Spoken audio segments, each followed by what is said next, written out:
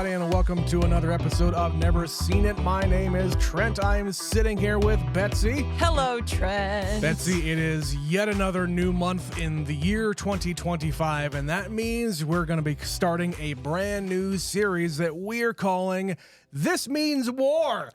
And of course, hey, elephant in the room, this is not going to be any kind of political kind of a podcast. This month is not about anything in particular.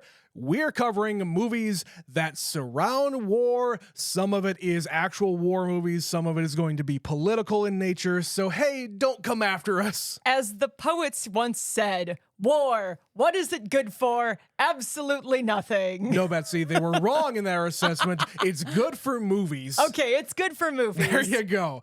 All right. Starting off, we're staying in 1986. We just covered a 1986 movie last week with Cobra, but today, Betsy, we're actually going to be covering a movie that won Best Picture this year. We're watching Platoon, and neither of us have ever watched Platoon. What do you know about it? So I think part of the reason we've never seen this one is because it's an Oliver Stone movie, and we've been a little bit nixed on his. I feel like in the 80s, we've liked most of his stuff, but later haven't liked it as much. Yeah, we've covered two of his movies so far. We did Any Given Sunday, and we did Wall Street way back in like the first year or two of the podcast. And we liked both of those movies for their own merits. Any Given Sunday was kind of fucking frantic because of how he kind of creates and edits his movies together. And Wall Street actually had a message behind it. I think that's what Oliver Stone had become known for, at least past Platoon. And this one is certainly one of his message movies because it is based on his real experiences in the Vietnam War. Yeah. So this is not going to be a subtle take on the experiences of being in Vietnam. Yeah, and I think, again, we're going to get more into this after we watch the movie, but the reason why it won Best Picture is because it's maybe a really, really honest take about the horrors of the Vietnam War coming 10 to 15 years after the war was done. It was still extremely fresh in people's minds. Exactly. And up to this point, there hadn't really been a movie like this. Now, I haven't seen a whole lot of Vietnam movies, but there really weren't a lot of movies like this that took itself this seriously, maybe. So besides the fact that it's Oliver Stone and it's Vietnam, what else do you know? Who's in it? I know it's Charlie Sheen. This is one of his first really big movies. Right. I know Willem Dafoe is in it. Okay. I know it's that movie where he's like on his knees with his arms up in the air going, ah!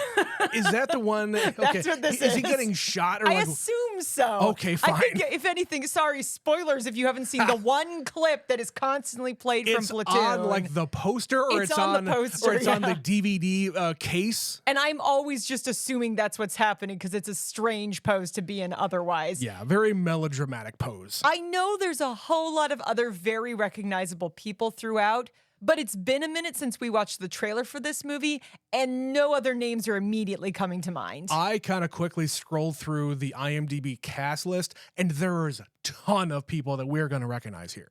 So, as far as the content, yeah, it's a movie about his experiences in Vietnam, and I'm sure all of the other people in the movie represent other people that were in his company, let's say.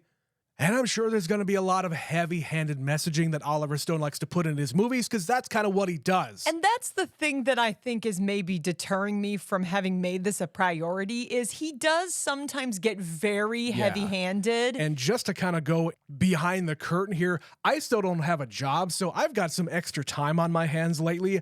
I sat down and watched his movie JFK just on some random Tuesday afternoon. And yeah, I fully expect that this movie is going to mimic a lot of what I just saw in JFK because there are some historical events that he is putting his spin on. And as I said before, he is not subtle about his opinions. He is going to put them out there in the open. And because he actually was the one who experienced these things, I'm very interested to see what his perspective is. So with that, I think that's all I had to say about Platoon. How about we go and watch it now for the first entry in This Means War? We will be right back.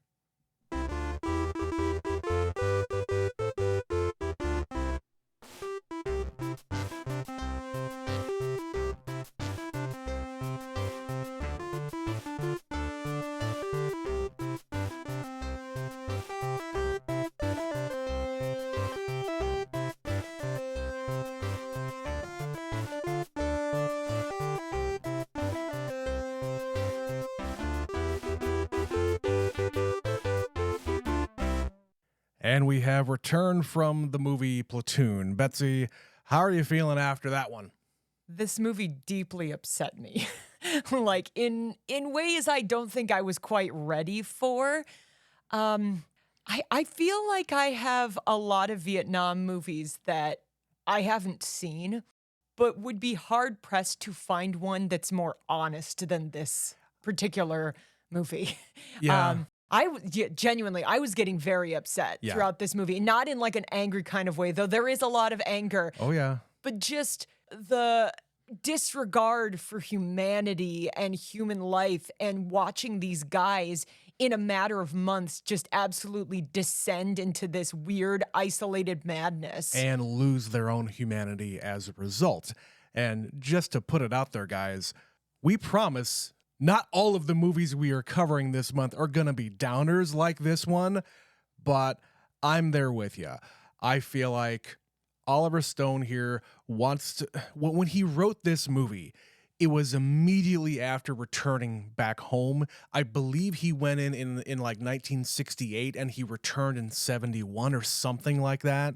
And the way he wrote this movie was basically as a response to a movie that he had saw in 1968, a John Wayne movie called The Green Berets. And I've heard of that movie. It is one that my dad and my brothers used to watch a lot, but I've never actually seen it. I just know we had it in the house.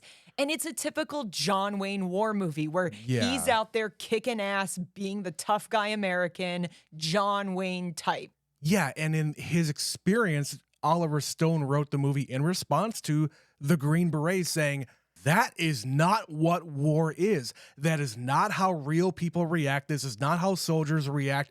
This is what I saw. This is specifically not how Vietnam was. Yes. For the guys who were really there, it was an extremely different experience. This was the first movie actually made about the Vietnam War by a Vietnam War vet. Which is why I'm saying it has to be the most honest Vietnam movie, because if you watch this movie and come away from it where you're not feeling affected, then I don't know what's wrong with you, because this is a messed up series of events that he is describing, and I assume it all really happened to him. Yeah, or if you're coming away from this saying that clearly couldn't have happened, or that's way too unrealistic.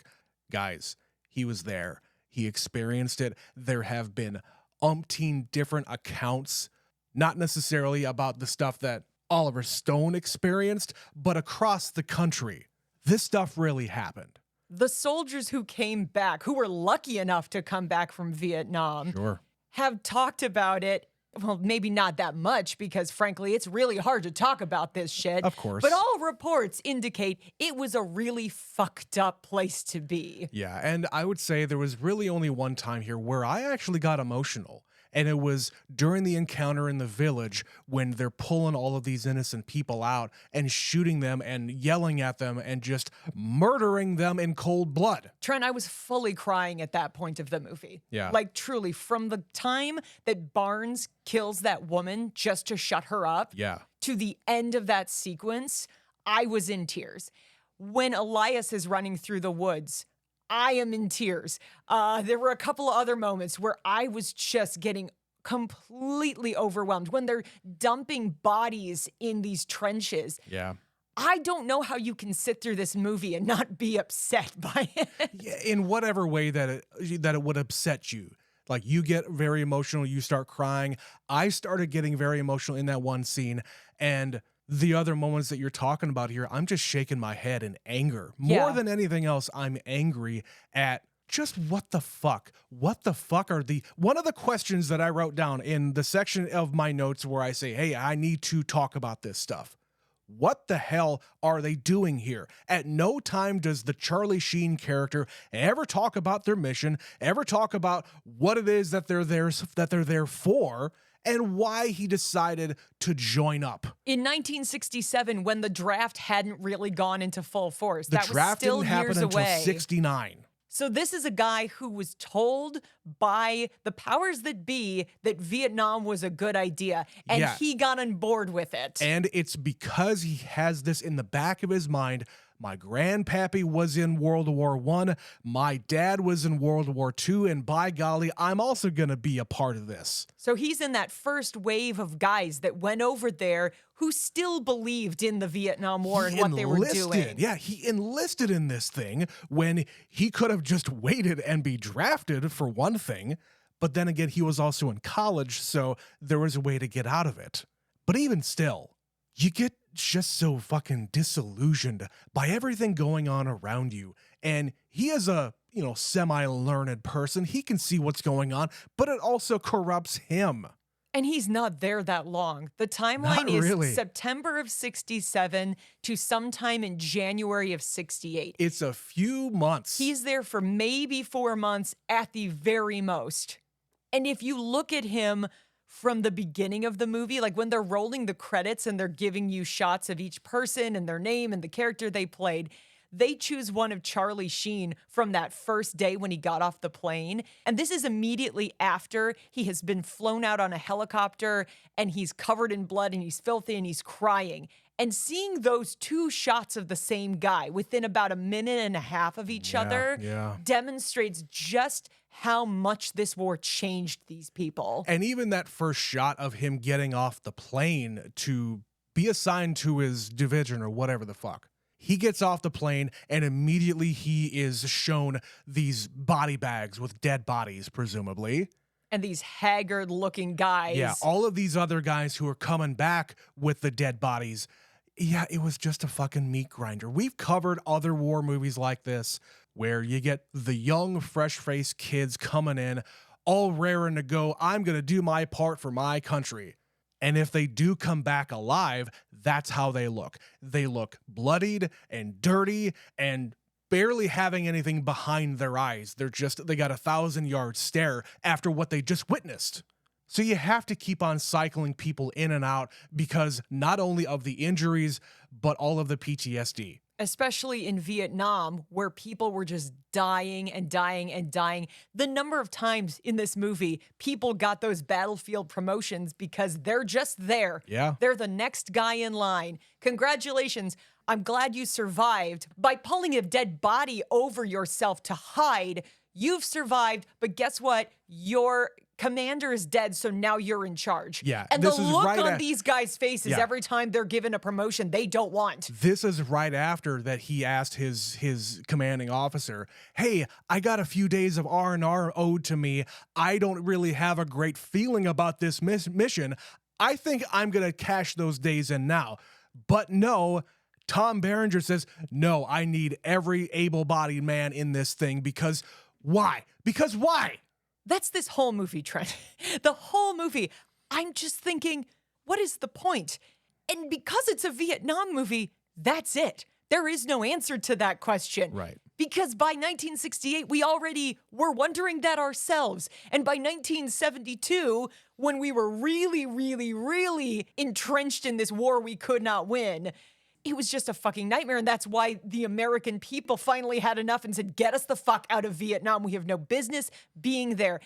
In this movie, every time there is a battle, every time there's an ambush, every time they encounter the enemy, it is wet or dark or they're covered in bugs. Everyone is sweating. It is raining. You can't see your enemy. You don't know where they are. They are underground. They're in the trees. It's a nightmare situation. Yeah. And to add on to all of that, you are witnessing your compatriots getting blown the fuck up through traps that they thought that they had cleared. And there's the moment early on when they go off for their first mission overnight and he's warned, don't fall asleep, don't fall asleep. And he doesn't fall asleep. He passes his command on to the next guy, but he falls asleep right after he gets woken up.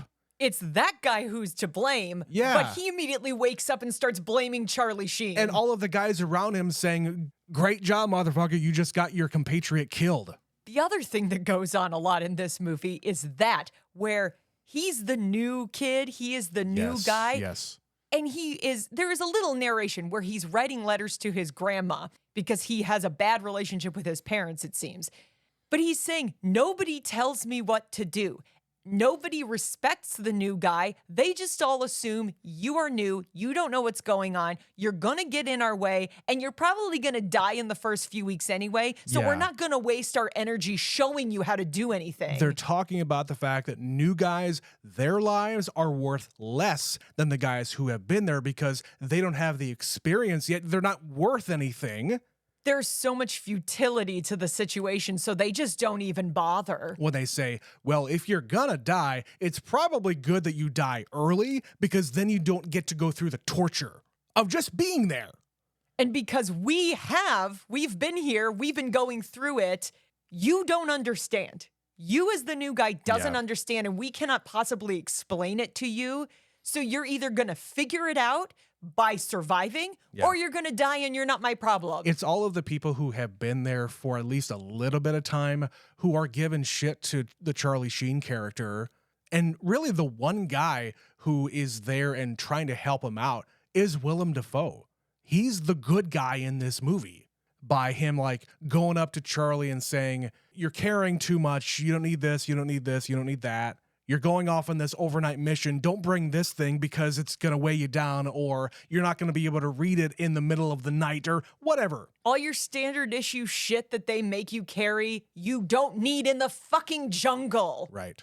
So Willem Dafoe here is trying to impart some kind of knowledge to the new guy and be the commanding officer that he's supposed to be, where the other side of the coin is the Tom Berenger character who is just rough and tumble. He doesn't give a shit. All of the rules are in my way. I don't have to listen to anybody. And honestly, I think the dynamic here between Tom Berenger and Willem Dafoe is the most interesting thing in the entire movie because it shows the audience something that you don't think you ever see in movies, where commanding officers are feuding in front of the men. It's a strange comparison, but when we watched Crimson Tide, they kind of talk about that concept where people in charge are feuding in front of the other men. And Gene Hackman tells them later on and saying, hey, I have no problem with you questioning my decisions, questioning the tactics, anything like that, but don't do it in front of the other men. Because then you get factions. You get one faction of guys on the squad who's for one commander and vice versa. Another group of guys in favor of the other guy. And that's exactly what happens in this movie, where you have warring clans. You have a basically civil war in your ranks. And there's really no way to stop it from happening in the future. That's actually one of the things I like the most about this movie. He is literally representing kind of the two schools of thought for the American people about this war. Willem Dafoe says what you're thinking, which is, I used to believe in this war, and now I fucking don't. He's been in there for 2 full years at least. He's seen things that you would only ever imagine. And he still has a glint in his eye about there's maybe something here, but I can't really see it anymore. But I'm in this, and I'm gonna keep giving it my all. Yeah, I'm gonna make the best of it. Meanwhile, Tom Berenger, he says out loud, the thing that you think is the way it's supposed to be, and my reality that I'm living in are two different things, and my way is the way it really is. And you don't have to like it, but it's the honest truth. And that is just another angle of the same problem, where he is actually a believer in it. Even if he's not saying, you know, I am taking a stance on this. You can tell this is a guy who has joined the military. He is bought in on the mission. The mission is what's most important. It doesn't matter how far I go to accomplish it, because it's all for the good of the mission. Also, he doesn't have a whole bunch of people who are staring over his shoulder. Like the captains, you barely ever see the captains above these two sergeants. I also have such a hard time throughout this movie knowing who's in charge. It's when we watched Apocalypse Now. Like, nobody knows who the fuck is in charge because people are dying left and right. It's hard to keep track of the ranks because there's that other guy, the Wait, I think is his character, the guy who was on Mad Men, who's very young. He's a lieutenant. He's a lieutenant. Presumably, he outranks the other two guys. He does. But he doesn't give the orders. Yeah, he even stops one of the sergeants to say, you know, it's probably better that the men hear the orders from me rather than you because I'm the commanding officer here. I'm the senior officer. So maybe don't try to go over my head. And later in the movie, he like orders the airstrike and he almost gets the entire group blown up. And Yes. Barnes is screaming at him like, what the fuck are you doing? Right. There is such a disconnect. It is so chaotic. You can hardly tell who is in charge. The people who are in charge all have different opinions about what's supposed to be going on here. It's a mess. The whole thing is a fucking nightmare, as I said. And as a result of all of this confusion, that's why people like the Tom Berenger character can get a foothold on whatever the situation happens to be. When Willem Dafoe, right, this is like right after one of their men gets kidnapped and strung up, they want to go after revenge. So they invade this fucking village filled with supposedly innocent people. And they all start investigating all of these buildings. They find all the hiding places. They start yelling at the residents. And there's only one person in the entire ranks that knows the Vietnamese language. That being Johnny Depp, of course. What the fuck is Johnny Depp doing in this movie? But from this point on, it just seems like the whole unit is lost. Because they witness their commanding officer murder a woman in cold blood because he thinks that these people are hiding something. When in reality, there's no evidence to say that there are. But even before that happens, during this scene, you can tell everybody's really on edge. Like, yeah. Charlie Sheen starts shooting at a guy's feet, a one-legged dude who probably has some mental health problems. He's telling him to dance, and then he cries at the end because he's so overwhelmed. Meanwhile, the guy behind him, Kevin Dillon, is screaming, fucking do it, let's do it. And I think even Tony Todd at a point in this is saying, let's do it. Everybody is there's this insane tension where they all basically want to burn this town to the ground and take everybody out. They're going after revenge because presumably it is somebody from this village, because it's the closest place, that took one of their men and killed him. They also set traps and like one of the guys got blown up. But it's the way they're like egging each other to do worse, to do more things, and like pushing the guy next to them to do almost violence. A fucking devil and angel on your shoulder dynamic here, where Charlie Sheen is in that building and he listens to the angel, but then the Kevin Dillon guy, he ignores it and says, you know what, fuck you. I'm not gonna shoot you, but I'm gonna bash your fucking skull in, just to have some kind of revenge in his own mind. Against a guy who probably had nothing to do with it. Yeah. Who definitely had nothing to do with it. And John C. McGinley is also saying, hey, back up, man. I'm not gonna say anything. Nobody's gonna say anything about what you did here. Just back away. But the swings so many of these characters go on, because there's times where they are saying, do the horrible thing, and the same guy later on in the movie will say, don't do it. Don't do it. It'll be the same person, just depending on their specific circumstances at that moment and their specific mindset is how far they're willing to go in that situation. It's dark. It gets really dark and spooky, like the mood that shifts throughout this movie. Yeah, and there's a lot more that we can say about that particular aspect, but I think this is a good place for us to take a break. So we're going to be right back after a word from our sponsor. This season, give yourself the gift you've always wanted. It's not a new car, and certainly not diamond jewelry. It's premium podcasts from the industry's leading connoisseurs of conversation. For only $5 a month, you will receive the most privileged access to their entire catalog. Patreon.com/NeverSeenItPod. Only the best for the discerning listener. I would say if there's any kind of mood that I had coming out of this movie, it is a profound sense of melancholy. And I think it's really represented here by it's the same track of music that is playing during some of the pivotal moments here. It is just the strings. I know I have heard this piece of music before, whether it is from clips of this movie or in other pieces of fiction. I can't really remember, but I know I've heard this score before. The way they use it is really effective too. There are moments where it is playing so quietly that Yeah. you almost don't even notice there's a score playing, but you'll hear like a little drum or something. Hmm. And it just makes it really eerie and builds that tension where you're like, okay, clearly something is going to happen.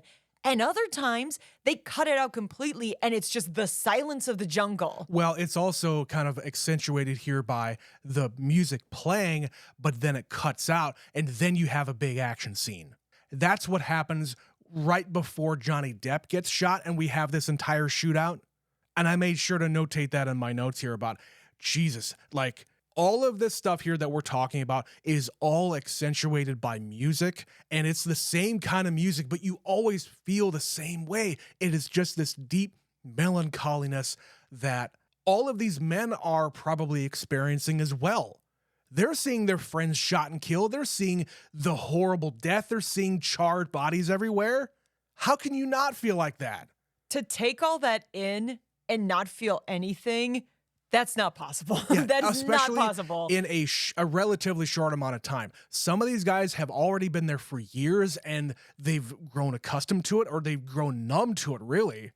But then you have the Charlie Sheen character coming in and seeing it for the first time, and immediately he is affected by it, because even he, as this semi-educated guy who is yelling at these people to come out of their hidey hole in the village, yelling at him, why didn't you listen to me? Why didn't you listen to me? Why didn't you do what I say? As if they can understand him. Yeah, it's the frustration that is coming through these people. You are a white guy speaking a different language. You have a gun and you are screaming at someone who doesn't understand you. What the fuck do you think they're gonna do? Yeah, They're all and- hiding because they're terrified, and that does the exact opposite effect of what they want. And it's the same kind of story, even in modern or semi-modern day. Think about what the soldiers were going through when they go to Afghanistan, when they go to Iraq, and yelling at the people in these places that do not speak English, and you want them to do something. And then you blame those people for not obeying your orders. One could argue that literally all of the Vietnamese people in this movie are completely innocent in this situation. Yes, I am referring to the fact that there is an entire army and several versions of the armies, I guess, because I'm not a student of Vietnam, but we had no fucking business being there. Why were we there? No one can explain to me why we wasted so much energy in Vietnam. It was a fucking slaughter. Like, that was all that was happening. And at a certain point, you can kind of stop blaming the Vietnamese people for fighting back against the Americans. I said it. And I think it was the Willem Dafoe character who said, I don't think that we can win this war. And I don't know if it was him or somebody else saying, we, quote unquote, we, as in the United States Army and all of the armed services, have been fighting wars and winning wars for so long that I think it's time for our asses to be kicked. And yeah, that was the one and only time, depending on your perspective on the Korean War, is the one and only time where the U.S. Army, the U.S. military said, you know what? No, we're done. They did not say, hey, we lost, you won. No, we invaded them and then we fucked off. Because we got our asses kicked. Yes. Like, thoroughly kicked. But it is just this fucking attitude, this swing and dick thing about these machismo men going in there and all of the politicians who are ordering them to go there, thinking to themselves, yeah, we have the most kick-ass military in the world. We've won every war that we've ever been in.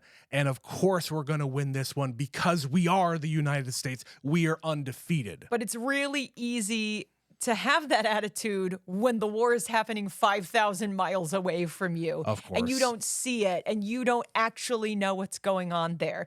I do like that in this movie, they managed to remember people's humanity in this situation, at least. Once, in that scene, that scene in the village is the most difficult thing to watch in this whole movie. 100%.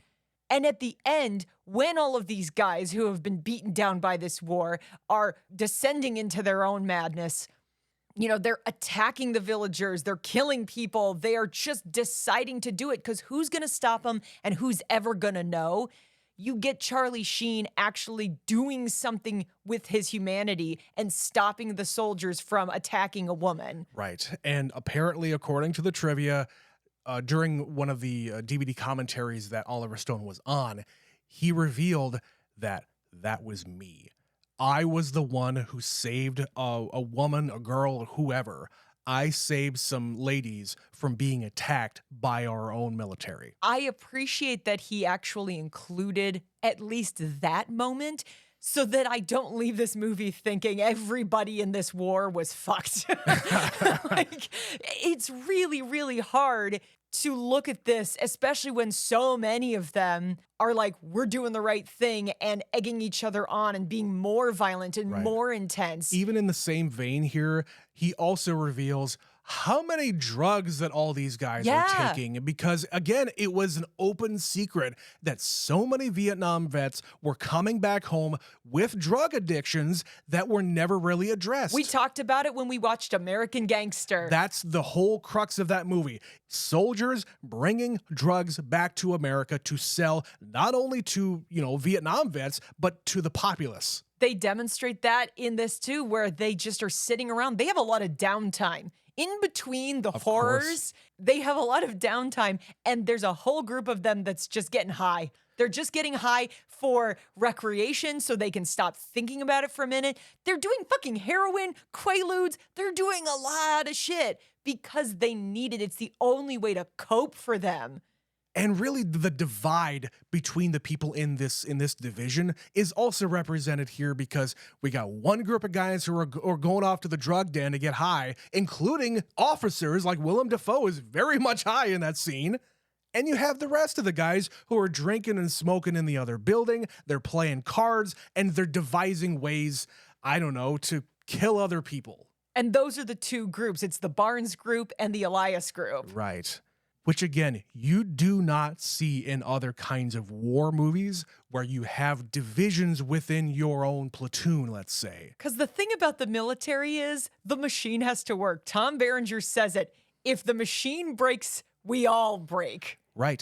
And I always mention here, when we do talk about military movies, there is a hierarchy of command. And the soldiers in this movie kind of don't pay attention all that much to the hierarchy of command.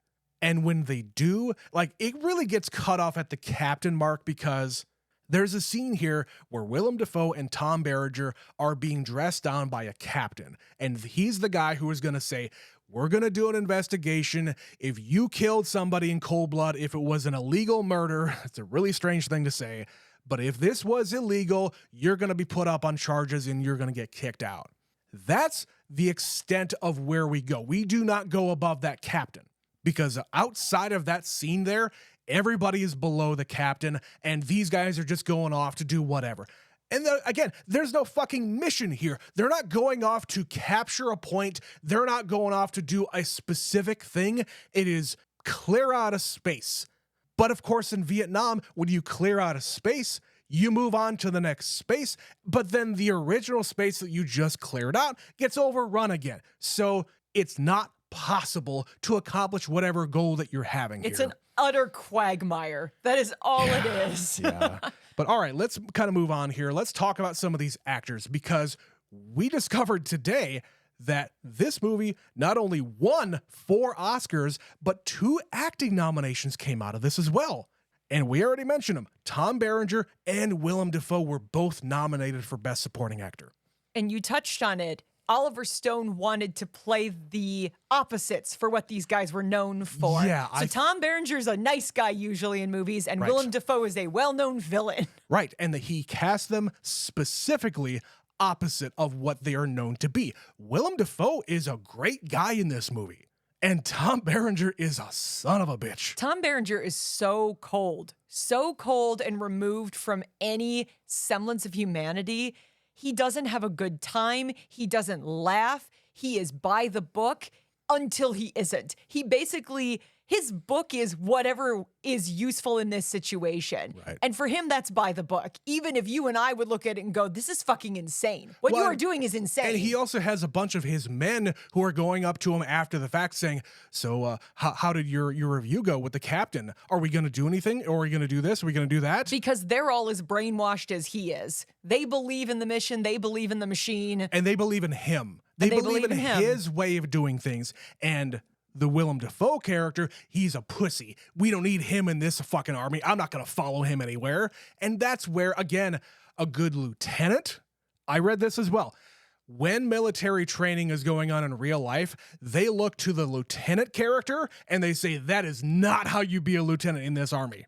He basically lets the guys below him run the show. Yeah, he lets the two sergeants below him with their two divisions become two different divisions that have animosity towards each other. We got this team and this team, but everybody should be on the same team. To the degree that when Elias is perceived as a tattletale, basically, Yep. the tough guys say, well, fuck that guy. What is he going to do about it?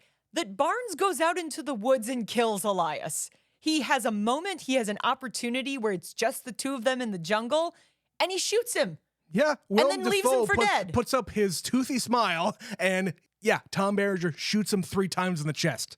And assumes he is dead. And there's just this tiny moment where they're in the helicopter flying away, where Charlie Sheen sees him and screams, it's Elias, he's alive. Where you see that itty bitty glimmer on Tom Berenger's face, like, oh, fuck. Oh, shit, yeah. Because he didn't stay to make sure he was dead. He just shot him and left him. And then when everybody else sees he's still alive, now Charlie Sheen and that whole group is asking questions. And really, what does that accomplish? You shooting him, what does that accomplish for you, Tom Berenger? What does that help? Helps himself. It makes him feel good. His feelings got hurt, basically. Right. But who else we got here? We got Charlie Sheen. He is third billing, by the way. Even though he's kind of the guy that we're following throughout the movie, he gets third billing behind the other two guys. Because he was the new guy amongst them. Right. Supposedly, during the development of the movie itself, Charlie Sheen auditioned for this part, and Oliver Stone told him, no, I think you're a little bit too young. And then the role was actually going to go to Emilio Estevez, his brother. Oh, weird. Yeah. But because the movie kind of got bogged down in, I guess, funding or something got bogged down in the process, Emilio got signed on to some other project and couldn't do it anymore. Then Charlie Sheen read for the part again, and he got it. He nailed it. Is it possible that he was making The Breakfast Club because that was in 85 and they were probably making this in 85 for an 86 release? I have no idea. That would be a really weird shift if he couldn't make Platoon because he was making The Breakfast Club. Emilio Estevez had a lot of things in the works. He had a lot of projects at this time, which is why Charlie was not as famous. Emilio was the famous one by that point. Absolutely. Also why he gets third billing because, yes, he's the main character that we're following through the whole story, but not famous. His dad was famous. His brother was getting famous. Yep. It was still going to be this movie and the stuff to come that made Charlie Sheen famous. But how did you think about him? I mean, I don't think prior to this he really had anything huge to his name, but I think he really pulls off I'm the new guy, I'm a fresh-faced guy coming in there to try to take everything in. I believe him in this role. I can see his slow corruption. As he arrives, he's talking to his grandma. We hear the narration. It's only when he is actually writing letters to his grandma. Yeah. And as we get throughout the movie, he stops writing letters, so we stop getting narration. Do you think, at least in the interpretation here, is it that he's not that same person anymore? I think that's 100% what it is, because you see him going from the guy who is complaining because he says, I don't know what I'm doing, nobody's telling me what to do, to doing drugs, which he has never done before, to taking a side, to shooting at that guy's feet, screaming, dance, dance, dance. And Right. that is an extreme low point for him, clearly, because he breaks down after it. Yep. But when he witnesses other people being violent, he puts a stop to it. It's like that scene is his crossroads. He could literally become the most violent, evil version of himself, or he can hold on to what little humanity he feels he has left and go down that path. It goes back to what I said before about the angel and devil on your shoulder kind of a thing, where he is still on the angel side. Yeah, he's in war and he's killing people, but he's not enjoying it. It's not like he is becoming the Tom Berenger character. Because he signed up for this. Again, he didn't get drafted. He said, I am enlisting. I would like to go to Vietnam. Right. And there's even a moment here near the end of the movie. It's the final battle where it's possible that this is the first moment where he kills somebody. When he's kind of by himself, he's getting shot at and he's holding him off. Then he takes a grenade and throws it at the guy who's shooting at him. At that point, you see him say, holy fuck, that just happened. It's possible that was his first kill. And by the end of the movie, he's running through the jungle, just waving the gun back and forth, screaming and chasing people and dragging his friends and just like, fucking go, let's go, let's go. And practically getting himself blown up. And he has that last confrontation with Barnes where I feel like is trying to help Barnes in that moment, but Barnes has gone full cuckoo bananas and tries to kill him. Right. There's that shot where we get the reflection, the red in Tom Berenger's eyes. Did you see that? No. When he's laying on the ground and he's going, no, stop. Tom Berenger brings his like shovel or whatever axe he's got in his hand. Yeah. And they do this trick where the light is catching the reflective part of your eyes. So, you know, like when you take an old photo it goes red. That's what it looked like here. And the only thing that stopped him from killing Charlie Sheen in that moment is the bombs going off. The planes come in, the backup comes in to rescue everybody. The captain basically says, this is fucked. We cannot leave here because there are so many people around us. He is signaling to these planes, you need to come around the perimeter of us. You're probably going to kill some of my men, but that's where all of the bad guys are. So I don't care how close you're going to get to us. Just fucking do it. It's my call. And somehow after all of that, after Charlie Sheen survives the night, he finds Barnes and he kills him in cold blood. That is the arc of this guy, where he goes from, I can't do it, to, fuck you, I'm gonna do it, and gets on a chopper and goes home. And probably never talks to anybody about what happened here. Yeah. He has a little bit of a monologue at the end where he says, this is going to be with me for the rest of my life. These feelings, this place, I'm not there anymore, but I'm never going to escape it. Yeah, Betsy, the only guy who kind of escapes the entire situation is Keith David. He put his time in. He was allowed to leave. He got new orders right before he was going to go into the fucking killing field. And yeah, he's going off into the sunset. I fully expected this, with this being the kind of movie it is, that he was going to get shot down or something. Yeah, I had the that he was same going to thought. die on the last day. Yep. It's the only glimmer of hope in the whole movie that he actually did it and he actually gets out successfully. Right. Because there are people in this. Forrest Whitaker's in here. Who else have we not talked about? I don't know. There's a lot of people who just show up for a little bit. Of people, yeah. And I don't know when they all died. They just start dying left and right, and it's so chaotic that I almost miss who it is that died. So by the end of the movie, until we actually touch base with John C. McGinley, I don't realize he's still alive. Right. Yeah, you don't know who's dead, who's injured, who is back at base, who's not going out on the missions. You just know that this is an entire clusterfuck. But Betsy, I know we're going a little long here.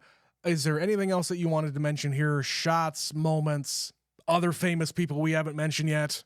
I'll just say again, I think that anybody who wants to know what the Vietnam War was, this is probably the most honest kind of a movie that you could show them to demonstrate it. I will say, we kind of touched on it in the intro. Oliver Stone does have a heavy hand in some movies. Like certain ones that we have watched, I've not been a big fan of. You said that there were some interesting things he chose to do in JFK. I have not seen that one, but I have kind of come to expect that in his later career. Yeah, at the very least, this movie gets you down on the fucking ground. I have nothing but respect for him with Platoon, though. I really think Yeah. this came from the part of him that really had something to say as a young filmmaker, Yeah. and he directed the hell out of it. I It's feel like very it's very effective. there's so much outrage in the way that he is kind of writing these characters, but I feel like he is pulling back a little bit, just a little bit. Because I feel like if he really said what he wanted to here, where in his later movies, he just comes right out and says what he thinks. Because those are not so personal. This is a very personal Yeah. movie for Oliver Stone. I think Oliver Stone lives and breathes in his outrage in his movies. And I think this one, he decided to be a lot more respectful to the men because he doesn't want to paint every single soldier in this war as a violent warmongering rapist, you know? The way in which he holds back here is respectful. But you also read that they had a consultant, a military consultant on Yes. set, and every once in a while, Oliver Stone started having like a PTSD attack. He He basically did. was so connected to this material, and it still was so potent for him 10, 15 years later Yeah. that he would go into episodes and he Yeah. needed help. He got really intense with the cast. Some of the cast members after the fact said, yeah, Oliver Stone was a fucking asshole during the shoot of this movie. He was depriving the men of their sleep. He was depriving them of all sorts of different, creature comforts that a normal actor would get. But it was for a good reason. It's because he wanted his actors to be resentful, to be pissed off, because you would be resentful and pissed off if you were in this position. So he wanted that to come through the camera. They also filmed it basically sequentially. So as you're seeing the characters get more frustrated, Yes. the actors are also getting more frustrated. Exactly. Which is why Charlie Sheen cries on the helicopter as he leaves, because he knows this is the last thing I'm filming. I am done with this experience and I can move on Get from me this the movie. fuck out of here, yeah. So yeah, you could disagree with his methods. That's an intense way to do it. But at the same time, if you are trying to tell this story, you can't do it from a comfortable place. If he sat back and did it in a way that was very kind and approachable and easygoing, it wouldn't have been as effective. It would not have won Best Picture because it would have been half the movie it ended up being. You know what else I kind of thought about here? I don't feel like they went super gory. I think a lot of war movies, when they have the opportunity to have a whole lot of gore, like fucking Mel Gibson does in a lot of his shit. Oh yeah, that he goes that one you made me watch. Oh, We yes. are soldiers. Yep, we were that's- soldiers. Yep, exactly. I don't want to Oh. get into that, but he takes the opportunity in his movies to go way farther than what you really need to. Yes, of course, it's war. You don't need to see everything. You see enough in Platoon. A guy gets his arms blown off and you see the shock on his face and you're like, yes, that is fucking horrific. Absolutely. But they didn't go like, oh my God, everything is falling off of him. There's an arm over there or something. Yeah. It's not a fucking horror movie, guys. You don't need to go that far. But some of the other stuff here, if you were done, Betsy, that I wrote down was the sequence where Willem Dafoe kind of goes off by himself and he's on the fucking warpath. He's shooting guys left and right. And just the tracking, the shot of him running through the jungle, the camera is capturing him in a way that I don't think I've ever seen before, where it almost seems like they made an entire clearing for that camera to be unobstructed. And you could see, like, he could see his face in full clarity. It's not an easy thing to film in the jungle at all and make it look interesting. Yeah. And move at any speed. Like, yeah, Yes. you can plant the camera and be far away and just be walking through the jungle. But you're right. That kind of a tracking shot, that's a nightmare. Again, I use the word. This movie's a nightmare. Yeah. Well, really, the last thing I wanted to mention here is kind of that. It is the little details that I think a lot of other people, a lot of filmmakers would not include in their movies because they weren't there. Early on, when Charlie Sheen is just kind of sitting in the muck, there's a couple of occasions here where he is just covered in ants. And you can hear the insects buzzing around the place. And the fact that this place fucking sucks to be in. It's very, very tropical and unlike anything we have in the United States, where it just rains and it rains hard and frequently, and you can just be hanging out and there's a leech attached to you. Right. Or people have to keep changing their socks because their feet are always wet. There's the guy at the end of the movie who's trying to get out of walking. He's like, I can't go into the mission. My feet are fucked up. That's what he's trying to emulate, that his feet were wet and they got weird, but really he did something to himself to get out of things. That's how desperate these men are. And it's sweaty and it's hot and you can't see your enemy and it's just isolated. You are in the fucking jungle. What are you doing here? And just the way they show like piles of dead bodies near the end, where there's a shot here where a helicopter is coming in and the wind that the helicopter is kind of kicking up here, it uncovers some of the bodies where there's just a black sheet covering up the dead bodies baking in the sun. It's a little detail like that no one who wasn't there would be able to think of. Oh, and by the way, you survived. Guess what? Now you get to carry these bodies out of the jungle, who knows how many miles, to a place that the helicopters can pick them up and send them home. Right. All of this to say, Trent, I think this is a really good movie. It is. I just think it's so deeply affecting that I don't know if I could ever watch this again. I was really upset watching this movie. I don't really have the same kind of feeling as you. I do really enjoy this movie. I think I could watch it again, but just to kind of get the language and get deeper down into these characters and what they're saying and what they're feeling. And it's very well written. Yeah, there's a lot of character stuff you can dive into. Yeah. So I guess that's Platoon, Betsy. That's the first of our This Means War series. Again, war bad. Yeah, war is very bad. Very bad. So if you guys would like to email us and tell us your feelings about war, maybe, or your feelings about Platoon, of course, or Oliver Stone or anything under the sun, email address is neverseenitpod@gmail.com. We're going to read an email here that we got from our super fan, Stephanie. This email came in about a month ago. It covers a movie that we did for our Decade series. This is about Brokeback Mountain. She says, I have only ever seen this once, definitely because it is too sad to revisit. I feel so sad for Jack and Ennis, but also their wives.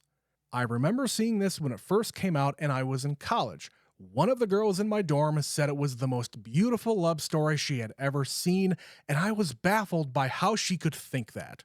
She called them the Romeo and Juliet of gay cowboys, and we all know how Trent and I feel about Romeo and Juliet, LOL. Romeo and Juliet are stupid teens, and unfortunately, Jack and Ennis are sad products of their time and upbringing. That's very true. She says, the acting and writing in this film are phenomenal. They all deserved all the awards.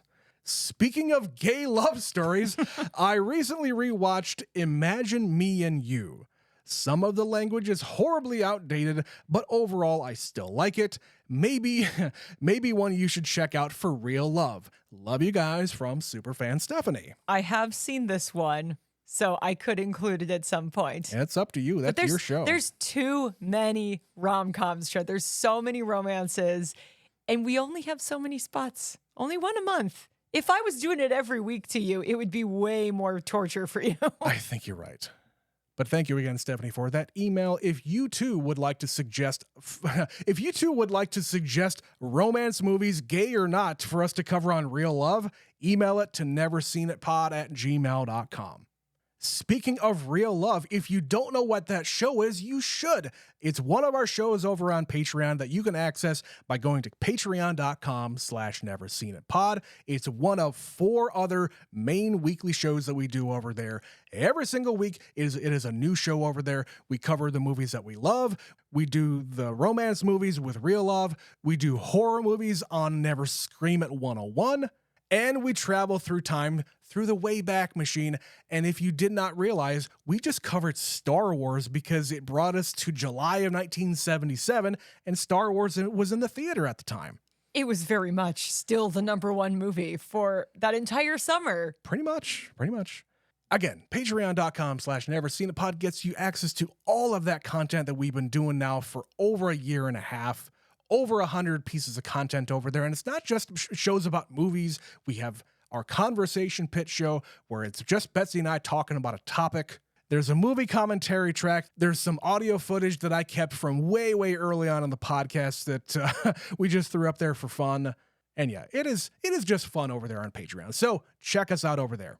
And you need some fun after watching Platoon. Yeah, and speaking of, again, I mentioned all of these war movies that we're covering this month are not all about real war.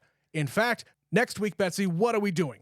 We're going to do a comedy, Trent. That's right. Or at least mostly a comedy. I think it's one comedy adjacent. Comedy adjacent. We are going to be covering Charlie Wilson's War. A movie that I have not seen yet, so Betsy's going to host that one. Come back next week for Charlie Wilson's War. Until then, my name is Trent. My name is Betsy. We'll catch you next week on Never Seen It. Bye. Bye-bye.